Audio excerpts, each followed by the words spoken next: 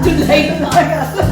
Ang trabaho. Oo nga eh. Dapat yung shrinkage percentage sa At naranasang pagmamahal. Surprise ka ba sa akin? Ulit na. Okay. Alright, sige. Bye! Ano bang unahin natin? May Sige, sequence sige. guide naman tayo. Correct. Siguro yung how. Yung how.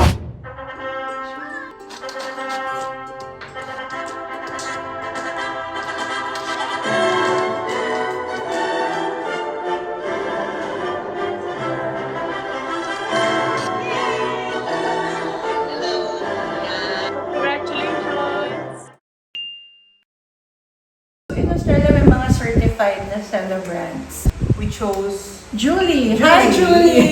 I hope you're able to watch this. Because she's queer. She said that she wanted to focus more on queer. Sharing ready for queer. queer. So, nag-schedule siya to visit us. She wanted to learn more about us. Maybe to make sure na we are sure about getting married. we were not. Because Julie was coming from an older generation of queer. And it was quite interesting because she married her longtime partner not in Australia because at the time it was still not legal in Australia. So it was also an interesting kind of cycle for her to be a celebrant marrying queer couples in Australia. Naging advocacy na din niya yun. And our marriage came almost like a decade after her own wedding. We see it as a continuum of our struggle as queer couples, advocating for rights. Because we know that marriage as a right, is something that's still debated in the queer community. And this is not only a right to express love, but real rights, economic rights related to being legal as a couple. Hospitalization. Hospitalization. Kung hindi close family ng isang tao, you won't have access to information about the patient. And we've experienced a lot of friends as what suffered. And our ninong is, Oh my God, my Inday, shout only out. friend. Our only friend. or one of the few, very few friends, mabibilang sa daliri. O si Pasky. Pascal Berry.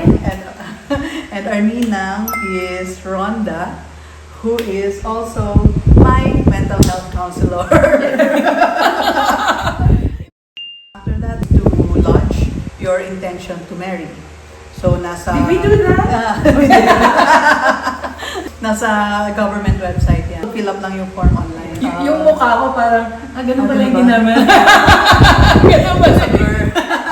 Everything was a blur. Hindi kasi we planned this just 1 month before the actual date.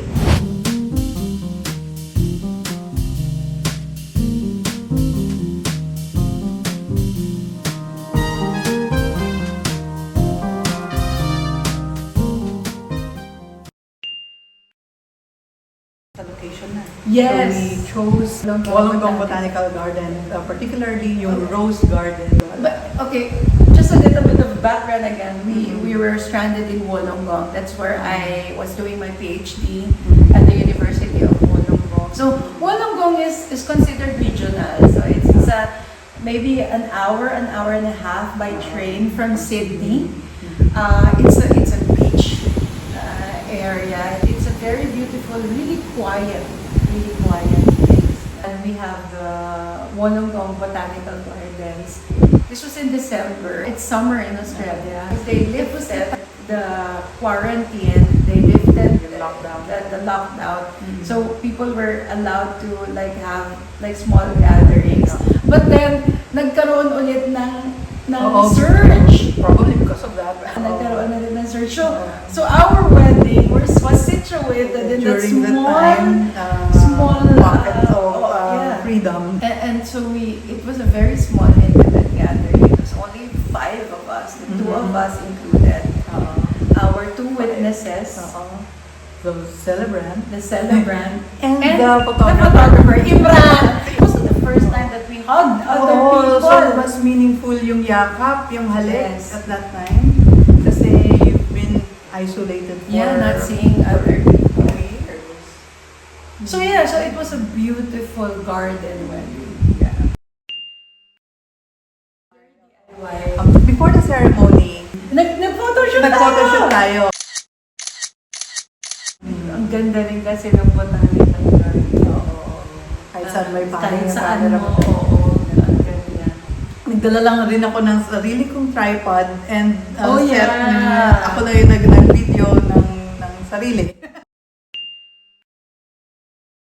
Nagsulat lang tayo ng sarili nating mga speech vows. For I have never seen two people whose desire to separate and to power through to be together is almost equal. And then we asked Julie then to say her own message for us. Hindi kami bumili ng gown or anything. No. Simple white blouse, white pants. Yung- And then we ordered Bouquet. yung Ay, ano yan? tawag doon, yung sa ano nga tawag dyan? wrist. And then yung rings natin Yung rings is natin, we got ordered from from Spain. Oo.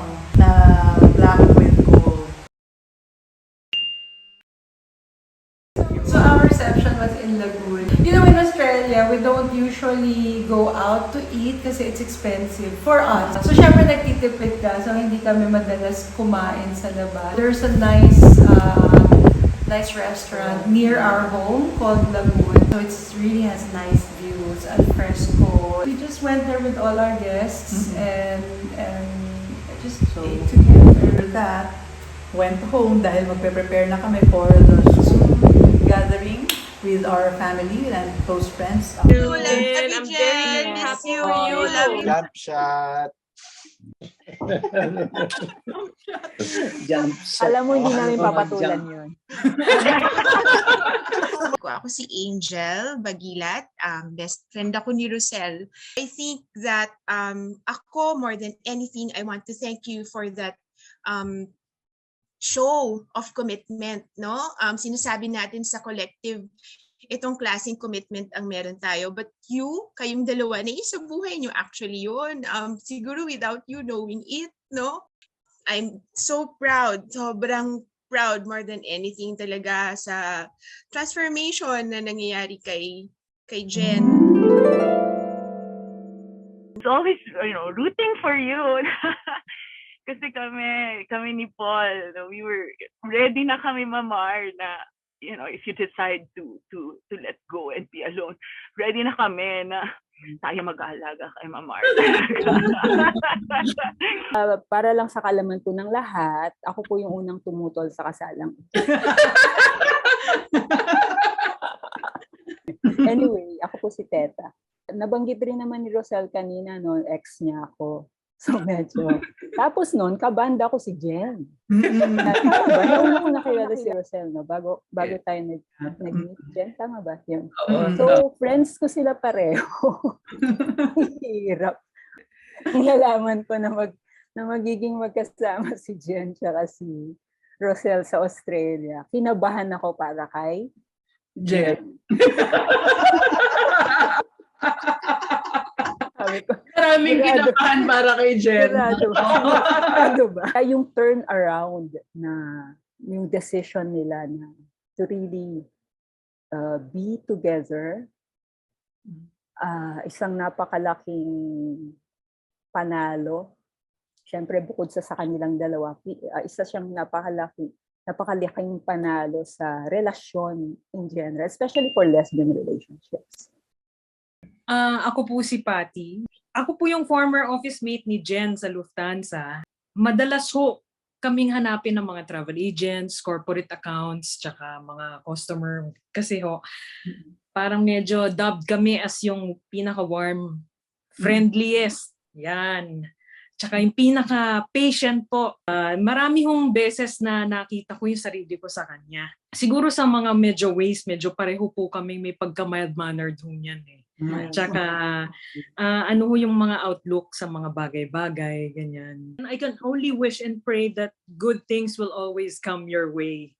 I love you both very much. Tsaka gaya nga na nasabi na nilang lahat, pamilya, closest colleagues, college friends, high school friends, lady guards. Andito lang kami lagi nakaagapay. We love you. Congratulations and best wishes. Mahal ko kayo. Maraming salamat, Paddy. At ngayon, kasal ka na. Siyempre, iba na yung maiging buhay mo. Sana lang huwag kang mawala sa amin. Madagdag sa atin si Rosel. Hindi ko alam kung nagmana sa akin o nagmana sa daddy niya. Sa'yo. Sa'yo. Walang duda. Sa'yo.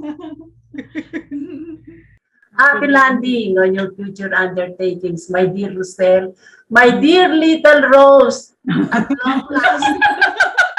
long last, sa inyong lahat, sa pakikiisa nyo sa aming kasayahan ngayon.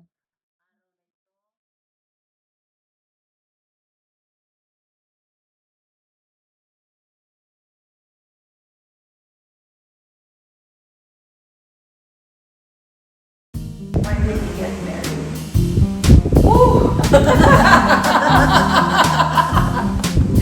What the hell did we bring ourselves into? You think that I don't you edit mo siya into one coherent hopefully coherent and interesting story of